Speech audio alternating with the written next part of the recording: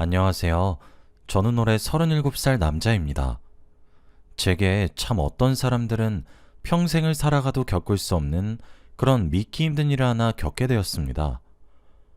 저는 어렸을 때부터 사실 그렇게 편안하고 안락한 삶을 살아오지 않았었어요. 항상 힘들었고 지쳤던 삶이었기에 더 열심히 살아왔습니다. 나중에 좀 더 나이를 먹었을 때 숨을 돌릴 수 있길 바라면서요. 하지만 삶이 참 녹록치가 않네요.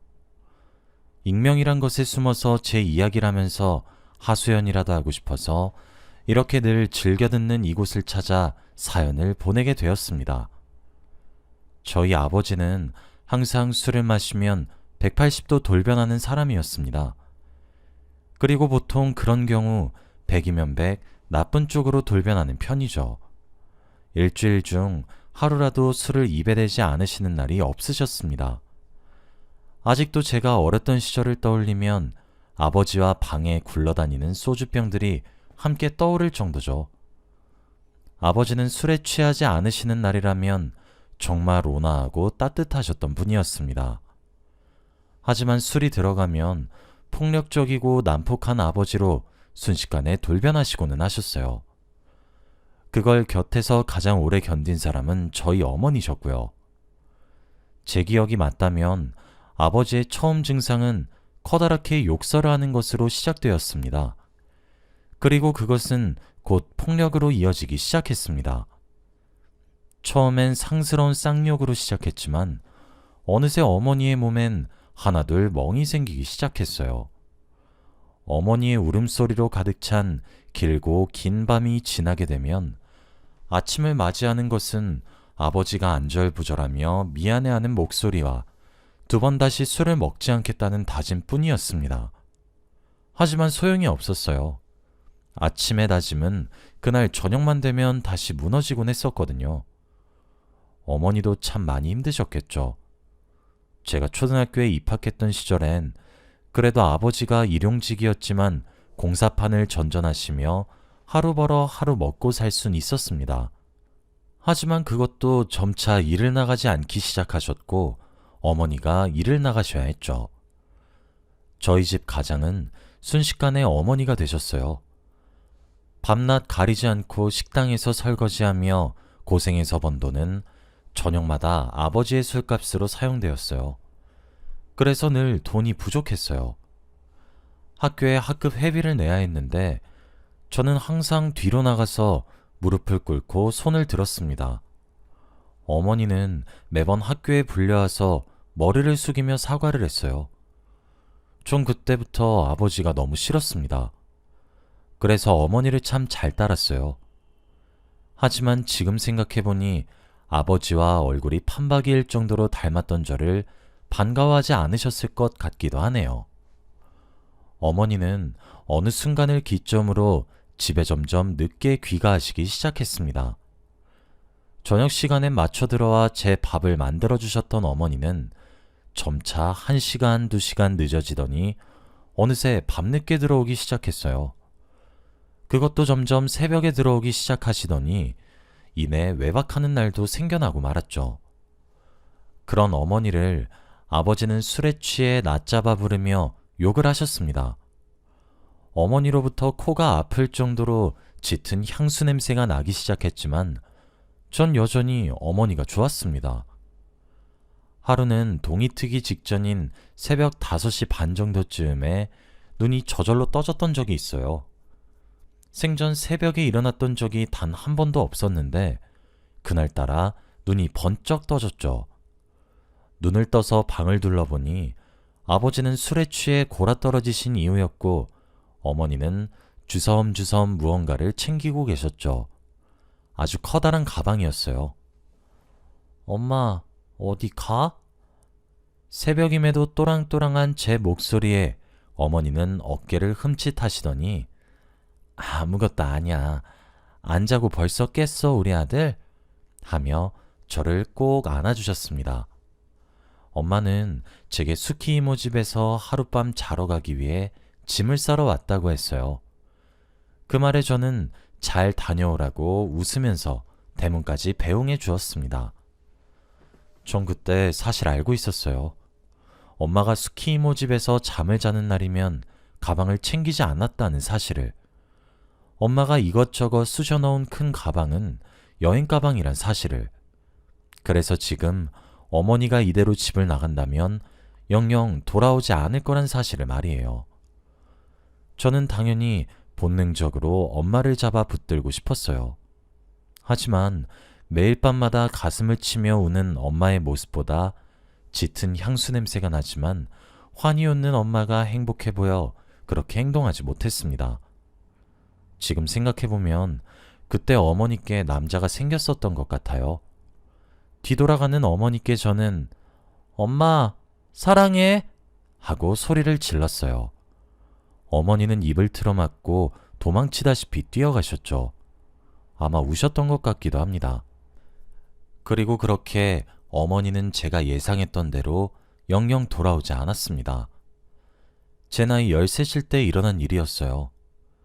그 이후 어머니가 우리를 버렸던 사실에 충격을 받으셨던 것인지 아버지는 더 이상 술을 끊겠다고 가벼운 다짐조차 하지 않으셨습니다. 하루 온종일 24시간 잠을 자는 시간을 제외하고 내내 입에 소주를 달고 사셨습니다. 멀쩡히 건강하던 사람도 그렇게 마시면 병에 걸리기 십상이잖아요. 하지만 아버지는 이전에 마셨던 술들의 양도 장난 아니었어요. 그 때문인지 결국 간암에 걸리셨습니다. 사실 걸렸다고 보기에도 어렵네요. 언제부터 걸렸던 것인지 알 수가 없었거든요. 그저 이미 병원에서 간암이란 사실을 알아차렸을 땐 손을 쓸 수 없는 상태였어요. 결국 제 나이 15일 때 아버지는 돌아가셨습니다. 아빠를 잃은 슬픔보다 이제 혼자 남았다는 사실에 두려움을 느꼈던 것이 더 컸어요. 그때 제게 손을 내밀어 주신 분이 계셨습니다. 세상에 홀로 남은 저를 거두어 주신 분은 할머니셨습니다. 할머니와 함께하는 삶은 무척 안정적이었어요. 비록 다 쓰러져가는 주택가에서 할머니 앞으로 매달 나오는 사회복지기금으로 살아야 해서 형편은 넉넉하지 않았지만 할머니의 무한한 사랑으로 제 마음은 항상 가득 차 있었거든요. 행복했습니다. 할머니는 제가 학교에 가고 나면 항상 붕어빵을 파셨습니다. 붕어빵이 생각보다 돈을 꽤 짭짤하게 벌었어요. 전부 현금을 받는 장사이기도 했고 재료값을 제외하고는 얼마 안 들어갔거든요. 할머니는 70의 나이에 저를 거두셨는데 그렇게 붕어빵 판 돈으로 제게 고기를 사 먹이고 교복을 사입히며 키워내셨어요. 할머니와 함께 살아가면서 정서적으로 안정을 많이 찾았던 저는 공부도 곧잘하곤 했어요.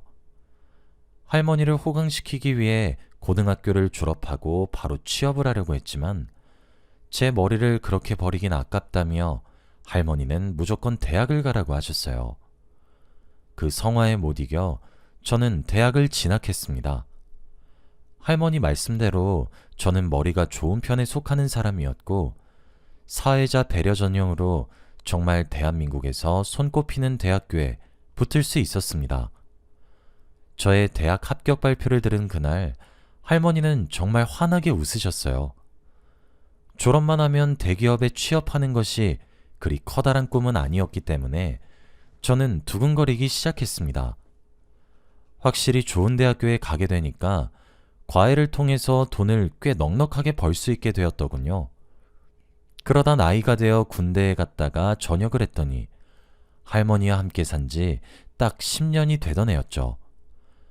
제 나이 25에 할머니의 나이가 딱 80이 되었어요. 저는 그동안 몇 년간 벌었던 과외비를 한 푼도 쓰지 않고 모아두었는데 그것과 군인 시절에도 한 푼도 쓰지 않고 받고 모아둔 월급까지 합치니 꽤 큰 목돈이 되었습니다. 저는 제가 전역한 기념이자 할머니의 생신 선물로 전세로 빌라 하나를 얻었습니다. 할머니, 내가 좀 더 커서 돈 많이 벌면 할머니 꼭 아파트에서 살게 해줄게. 할머니는 그날도 정말 환하게 웃으셨습니다. 하지만 이별은 언제나 예기치 못한 순간에 찾아오는 법이라고 하더군요. 저는 어느덧 대학을 우수한 성적으로 졸업해 대기업에서 근무를 하고 있었습니다. 제가 대기업에 입사해 돈을 벌기 시작한 순간부터 저는 할머니에게 집에 있기를 권했었어요. 하지만 할머니는 아직 정정하다며 고집을 꺾지 않았어요. 그날도 할머니는 붕어빵을 팔러 갔어요. 그리고 그날 하필 음주운전을 하던 차량이 붕어빵 기계에 차를 처박는 사고로 일어났죠. 불행하게도 할머니는 기계 앞에서 붕어빵을 만들고 계셨고요. 회사에서 회의를 하던 도중 같은 번호로 전화가 걸려와 두어 번 거절하다 팀장님의 눈치에 받은 전화는 할머니가 응급실로 이송되어 응급수술을 하고 있으니 얼른 병원으로 와달라는 전화였습니다. 일이고 뭐고 너무 놀라 제대로 설명도 하지 못한 채로 병원에 달려갔습니다. 10시간이 넘는 수술 끝에 할머니는 수술방을 나왔지만 너무 나이를 많이 드셨기 때문에 수술 후를 장담할 수 없다는 의사 선생님의 말씀만이 저를 맞아주었죠. 회사에 그제서야 제 사정을 말하니 팀장님께서 3일 정도의 시간을 바쁜 와중에 억지로 만들어주셨어요. 할머니는 돌아가시는 순간에도 제게 민폐를 끼치고 싶지 않았던 것인지 팀장님이 만들어준 마지막 3일째 되던 날 제게 한 글자씩 띄엄띄엄 말을 했습니다. 그건 할머니가 살아생전 남기는 마지막 유언이자 잔소리였습니다. 할머니는 자기 옷장 맨밑 서랍에 10년 넘게 붕어빵 장사하면서 모은 제 결혼 자금이 들어있는 통장의 위치와 비밀번호, 손주 며느리를 맞이했을 때 주고 싶었다는 옥반지 등의 위치를 말해주었어요. 저는 그런 거 다 필요 없으니 사람만 달라고 빌고 또 빌었어요. 할머니가 없어도 밥 거르지 말고 잘 챙겨 먹어야 해. 항상 건강이 제일이니까 술도 담배도 하지 말어. 할머니는 그 말을 마지막으로 희미하게 웃으시고는 그대로 눈을 감으셨습니다. 저는 거의 정신을 놓았습니다.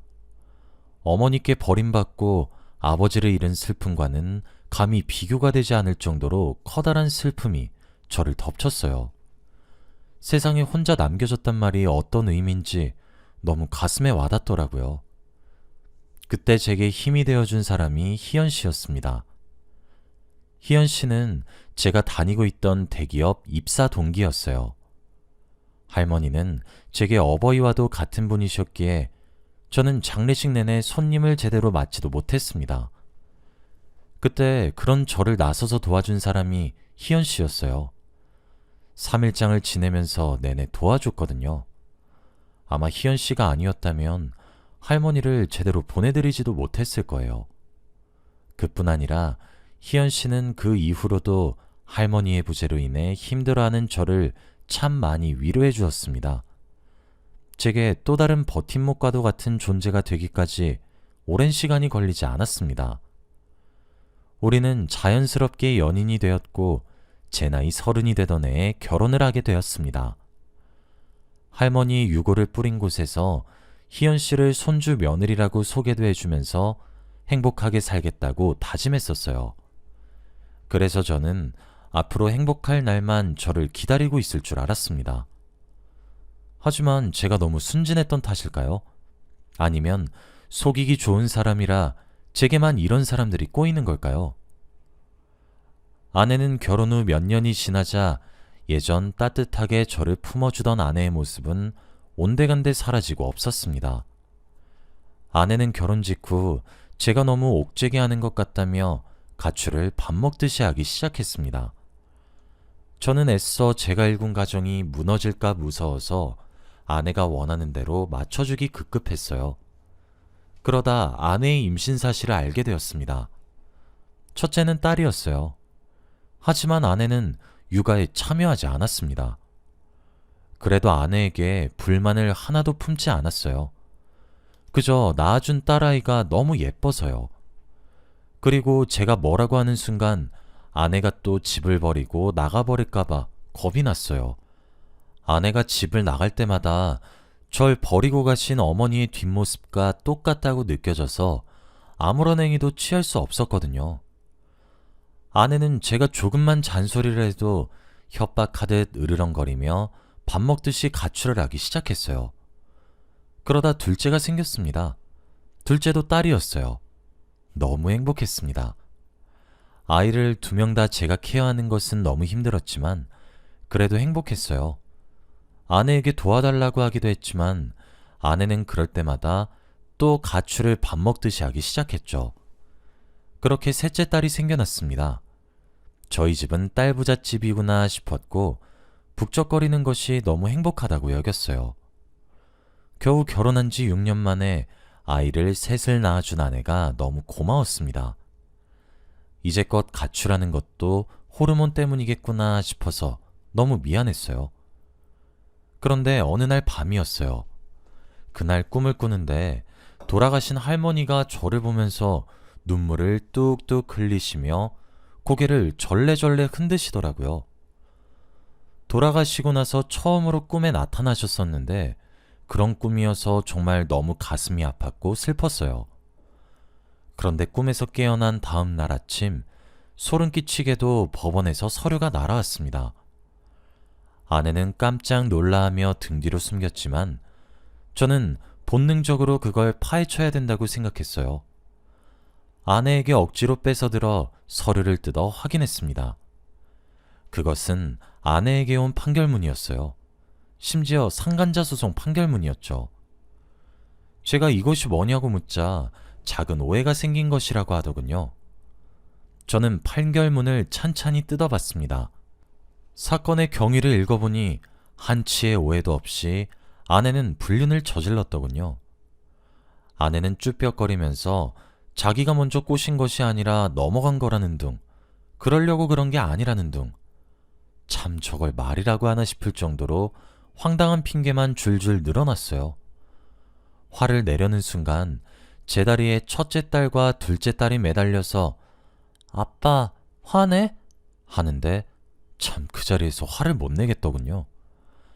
아내는 그 틈을 타서 제게 아양을 부리며 아이들을 방패 삼아 제게 미안하다고 했어요. 두 번 다시 이러지 않겠다고 말이에요. 정말 새 아이가 제 눈에 너무 밟혀서 그래서 이번만 넘어가겠다고 했습니다. 아내는 나름 눈치를 봤던 모양인지 갑자기 집안일을 하기도 하고 아내 역할을 하기 시작했어요. 제 속은 까맣게 타들어갔지만 그래도 표면적으로 평화로운 가정이 유지가 되었죠. 2개월 뿐이었지만 말이에요. 그런데 2개월 이후 아내는 또다시 가출을 하기 시작했어요. 그리고 다른 때와 상관없이 또 임신을 해서 돌아왔죠. 그런데 저번 상간소송으로 인해서 그런지 이번엔 제 아이가 아닐 거란 확신이 문득 들었어요. 그리고 생각했죠. 왜 매번 가출했다 돌아오면 임신이 되어 있었던 것인지에 대해서요. 그리고 설마 싶으면서 제 세 딸들을 돌아봤습니다. 저는 그 길로 세 딸들과 저와의 유전자 검사를 의뢰했습니다. 그 결과는 제게 너무 가혹했어요. 지금 막내인 셋째 딸을 제외하고 첫째와 둘째는 제 친자식이 아니란 결과였기 때문입니다. 저는 믿기지가 않아 3번 정도 다시 검사를 신청했어요. 하지만 매번 제게 돌아오는 검사지들은 첫째와 둘째와 제가 친자관계가 성립하지 않는다는 사실이었습니다. 저는 결국 배가 불러오는 아내를 불러다 추궁했습니다. 아내는 계속 가뜩이나 임신해서 힘들어 죽겠는데 대체 왜 괴롭히는 것이냐며 화를 잔뜩 냈어요. 추가로 의뢰한 검사지까지 10장이 넘는 검사지들을 아내 눈앞에 들이대니 조용해지더군요. 아내는 곧장 무릎을 꿇더니 미안하다고 하더군요. 저는 아내에게 물었어요. 지금 네가 임신한 그 애는 내가 맞기나 하니? 아내는 아무런 말도 하지 않았어요. 아내는 뻐꾸기도 아닌데 왜 제게 남의 자식을 가져다 준 건지 이해할 수도 없었고 너무 화가 치밀었어요. 그때 제가 6년 넘게 하고 있던 결혼 생활에서 꾹꾹 참고 참았던 모든 것들이 한꺼번에 다 터진 듯 했습니다. 하지만 반전은 여기서 끝이 나지 않았습니다. 저는 이혼 소송을 하기 싫으면 첫째랑 둘째를 데리고 몸만 나가라고 했어요. 하지만 그것도 싫다고 하더군요. 결국 저는 아내의 불륜으로 인해 이혼 소송을 하게 되었습니다. 그런데 그 과정에서 더 기가 막힌 사실을 하나 알게 되었어요. 아내는 가출할 때마다 저는 항상 어디서 잠을 자는지 걱정투성이었는데 아내가 묵었던 곳이 어딘지 특정할 수 있게 되었거든요. 아내가 가출할 때마다 만났었던 첫째와 둘째의 친부의 정체는 바로 제가 다니고 있는 대기업에서 제가 있는 팀으로 6년 전 새로 입사했었던 사원이자 지금은 대리인 놈의 원룸이었기 때문입니다. 사람이 너무 큰 충격을 받으니까 웃음밖에 안 나오더라고요. 왜냐면 대리는 저보다 직급은 낮았지만 나이는 저랑 비슷했어요. 그리고 대리놈은 저보다 더 일찍 결혼해 아내가 있었거든요. 그러니까 제 아내가 받은 상간자 소송은 대리놈의 아내가 건 소송이었던 거죠. 결국 저도 대리에게 상간자 소송과 함께 이제껏 들어간 첫째와 둘째의 양육비 청구를 진행했고 두 아이가 제 친딸이 아니란 것을 증명하기 시작했습니다. 첫째와 둘째는 제게 매달리며 아빠랑 헤어지지 않겠다고 매달렸지만 전 외면할 수밖에 없었습니다. 그런 저보고 대리놈과 아내는 매정하다고 욕을 하더군요.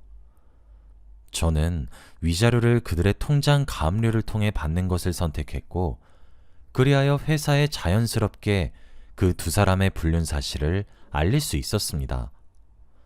전 그렇게 더러운 진흙탕 싸움 끝에 겨우 이혼할 수 있었고 제가 가진 재산들도 지킬 수 있게 되었어요. 소송 과정에서 정말 가슴 아팠던 것은 두 사람의 불륜 계획 때문이었습니다.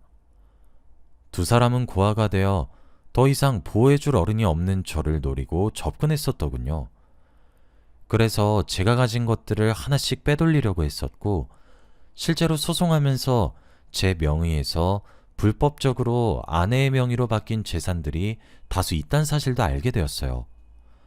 물론 변호사님의 도움으로 반환 신청도 했죠. 정말 치가 떨릴 정도로 잔인한 상황들의 연속이었습니다. 심지어 이혼 소송이 거의 끝나갈 무렵 아내는 임신 중이던 태아를 출산하였는데 그 아이도 제 아이가 아니었어요. 막내는 이제 기어다닐 정도라서 두 언니들의 존재를 제대로 알기 전이란 사실이 불행 중 다행인 느낌입니다. 저는 이제 제 하나뿐인 딸아이만 바라보면서 다시 일어서려고 합니다.